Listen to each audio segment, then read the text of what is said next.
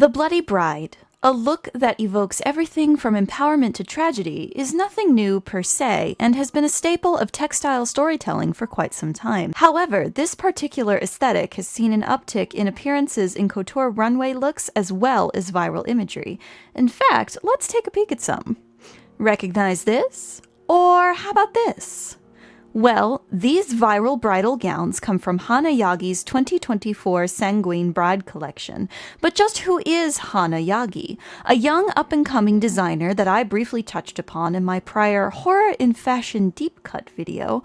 I found I had become rather curious about Yagi and her body of work, as I kept repeatedly seeing gowns from this collection cycle through aesthetic and viral fashion pages. What was her full background, her methodology, and more importantly, the statements she desires to make behind the work she creates.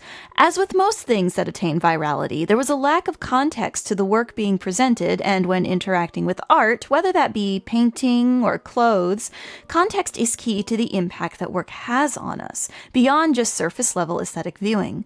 When we have the full picture, we can better appreciate the things being presented to us. So let us start at the beginning.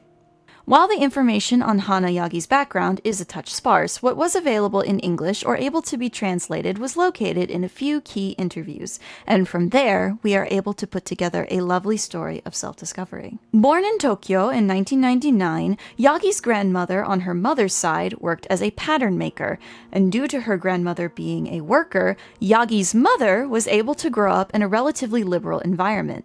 Yagi notes that she inherits her independence and fashion sense from her mother, and to contrast, her father is a craftsman specializing in sheet metal for roofing and architecture.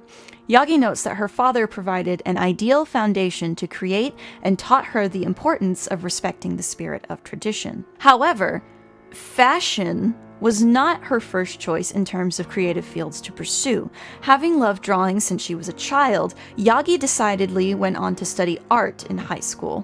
Yagi herself noting that back during that time, if she were asked what she wanted to do, she wouldn't have had an immediate answer, as she found herself wavering between art and fashion, the two in her mind being separate, as she was surrounded by individuals who were talented in the art of 2D illustration, worrying that if she shared her curiosity for textiles, she may be told she was not cut out for art. She experimented within both worlds by entering the So-En Award Contest, a long-standing Japanese fashion contest in which Yagi was a finalist. And from this experience, she gained the knowledge of running and managing her fashion portfolio, as well as getting to know the ins and outs of how a fashion show flows and functions. While it did spark her interest in fashion, Yagi points out that she had no interest in pattern making or making clothes from new or unused fabrics. This is an important detail for later. However, this took place during her second year in high school, and she still found herself wavering between the two worlds of art and clothing. As she moved further along in her schooling and began the research for her high school graduation project, she was finding herself collecting more and more photos of the fashion world, but however, she ultimately in the end presented a 3D artwork. As she was feeling incomplete at the time, she submitted this 3D artwork to One Wall, receiving an award from Kenjiro Hosaka, the director of the Shiga Museum of Art, and he even encouraged Yagi to, quote, keep up the good work. With this, she felt more secure in herself and in her choices, feeling like she was no longer turning away from one part of her creative being, that is, creating what was considered proper, quote-unquote, art, as opposed to working on clothing. And in one interview, Hana Yagi notes that she wants to make something fusing my artwork from back then with the clothes I make now, and show it to Mr. Hosaka again. Yagi then went on to pursue the study of fashion at an independent school called Coconogacco. Founded in 2008 by Yoshikazu Yamagata, Coconogacco follows the philosophy of sharing the wonders of dressing up, using fashion as a tool to link individuals together no matter where they may be or what state the world may be in. From this, Yagi found her own way to, once again, link two worlds together, as her taste in gowns was shaped by her love of fantasy-style dresses that she idolized in her childhood. She also noticed that these style of dresses were heavily based on European influences practices and culture, and so wanted to bring in her own heritage into the fold. Having grown up around traditional craftsmanship via her father, Yagi began digging into her cultural roots for her craft in her studies of fashion, leading to her entrance into the 2019 ITS, or International Talent Support Fashion Contest, which led her to the technique of Boro. Derived from the Japanese term boro, meaning something tattered or repaired, Boro is an Edo period technique that reuses and recycles textiles into new forms, typically referring to hemp, cotton, or linen materials. And to Yagi, this technique that has basis in practicality and recycling was the most beautiful, aligning with her own DIY mentality while still maintaining a connection with her traditions and culture. And it is here where Hana Yagi creates her first collection, brought about when she was selected as a finalist for the ITS contest, the youngest at the time, as she was only 19 years old. Appropriately entitled Repair, Yagi wanted to fully express her roots within the collection, as she would not be taking over her father's company and thereby concluding 3 generations of craftsmanship. She wanted to carry on her father's spirituality through the pieces in the collection. The title of the collection, that is the word repair, is what interested Yagi. At the time of creating it, she had been collecting scraps of kimono and other vintage dresses. Through the hand-stitching process of Boro, she felt that these elements could be brought together in a harmonious way. Working together with a large group of roughly 100 people, the materials were repaired and hand-sewn together, with Boro again being the technique of great influence, as it was used to help extend the lives of the clothes of the impoverished. Yagi notes, the women suffering from poverty healed their spirits by doing manual labor together in solidarity. I was heavily inspired by that process. And so by working with many hands, it further cemented to Yagi the connection that we as people have to cloth and clothing. From this point forward, the timeline gets a touch murky, but I've done my best to pull what I could find. There's a bit of inconsistency in dates across sources, so I chose to go with what the exhibition locations had listed on their sites to create our timeline. But from the Repair collection sprung several exhibition runs from Yagi and her work, notably the 2021 exhibition Seam, held in Osaka, the 2022 exhibition titled Fragments, held in Tokyo, as well as her exhibition with Seto Inland Link in 2023. Beginning with Seam, we are presented with a combination of the Repair collection, as well as new pieces Yagi had made exclusively for this particular show.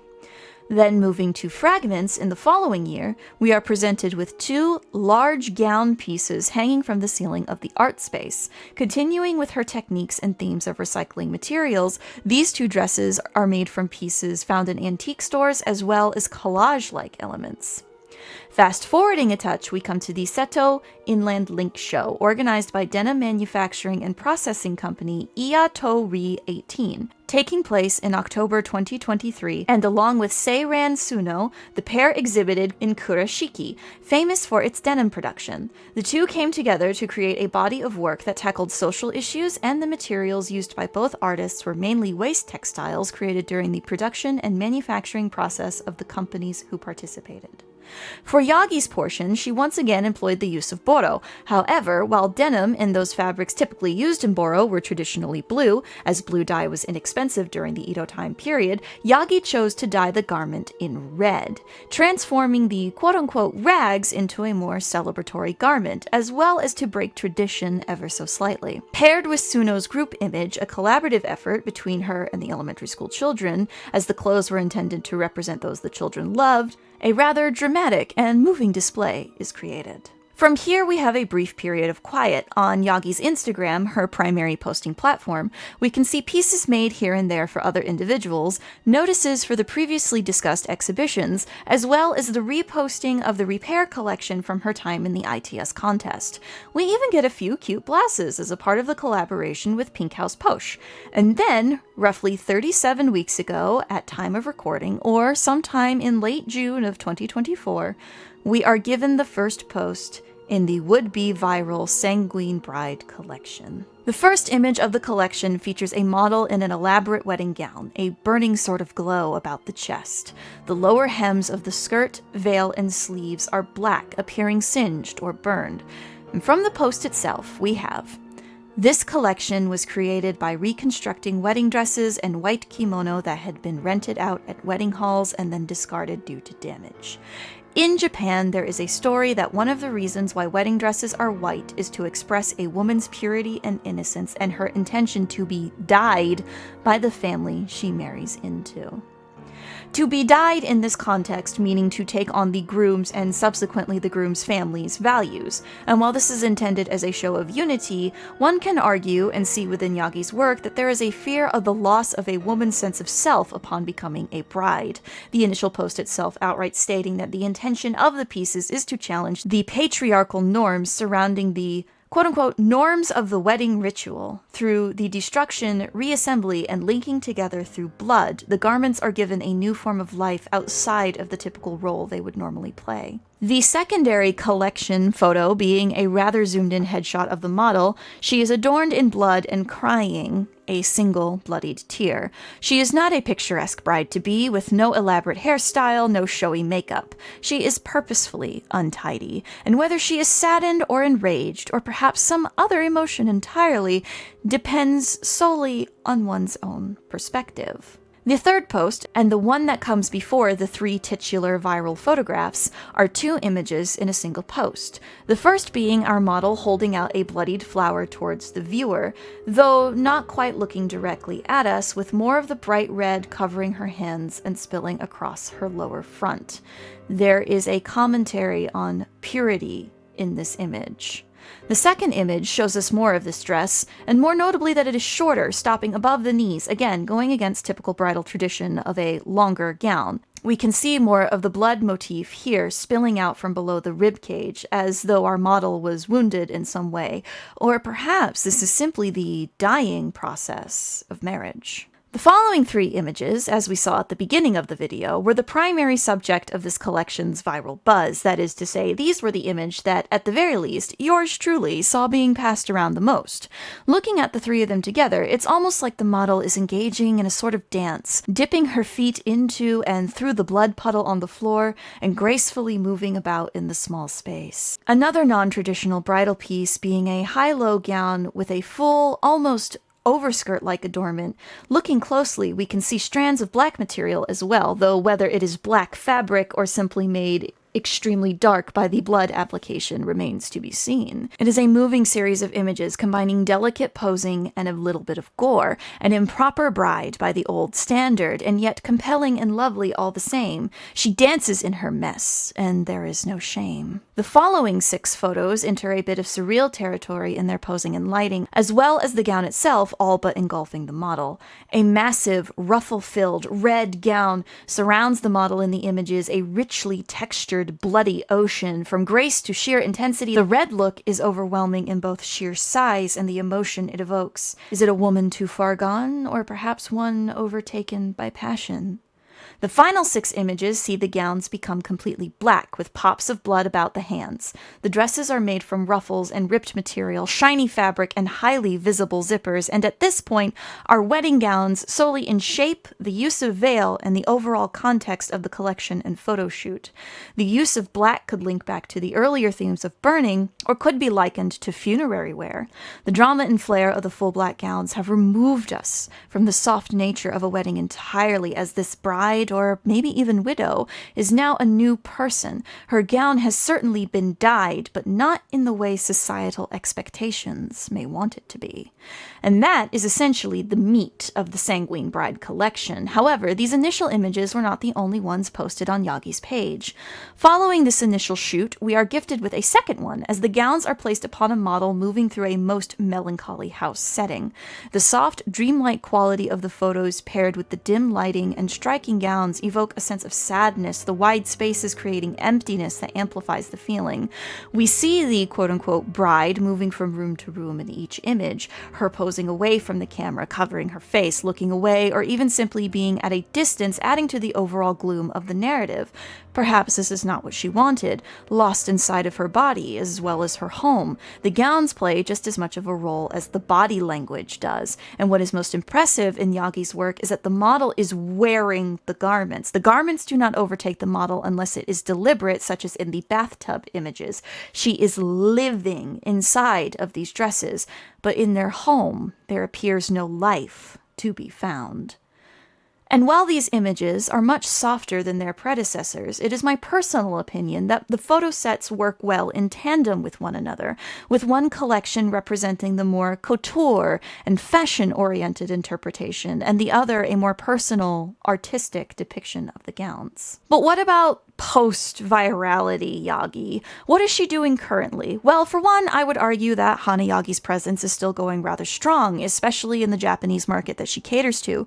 Her Instagram is still rather active, and she even received the opportunity to dress Paris Paloma, singer of the feminist anthem Labor, in one of the Sanguine Bride's gowns as of Yagi's most recent postings. Yagi has also released a collaboration with underwear brand Heap entitled 3 Brides in Hell, featuring not only clothing but miniature versions in the form of dolls provided by stop-motion animator Tsumugi Yagi. As for the collection itself, it aligns with Yagi's current body of work as well as overall intention, with Heap's philosophy being the act of choosing everyday underwear is a practice of choosing the thing you truly want, and so playing upon themes of feminine maturity, patriarchal ideas of purity, a creation of quiet armor for surviving hell in its contemporary forms, per the collection's official Instagram post, was born. The pieces utilize unconventional types of lingerie, which is to be expected from Yagi's work, as well as the use of models who are more mature in age, with the images not being altered or airbrushed and allowing that aging to show. It is a beautiful collection worth exploring as it resonates beyond just common undergarments. The portfolio of Hana Yagi is truly a fascinating one, rife with discussions on what it means to exist as a woman in the current world, and she is able to communicate these things in ways that are not only culturally relevant to her as a person, but as well as encourages sustainability and exploration of the self, whether one aligns as feminine or not. For those who may have never heard of Hana Yagi before, I implore you to take a peek at her work and really sit with it for a while, and see how it speaks to you personally, and perhaps you may discover something new. Thank you all for joining me on this most poignant journey through a world of beautiful, deconstructed and reconstructed gowns. And until next time, be well.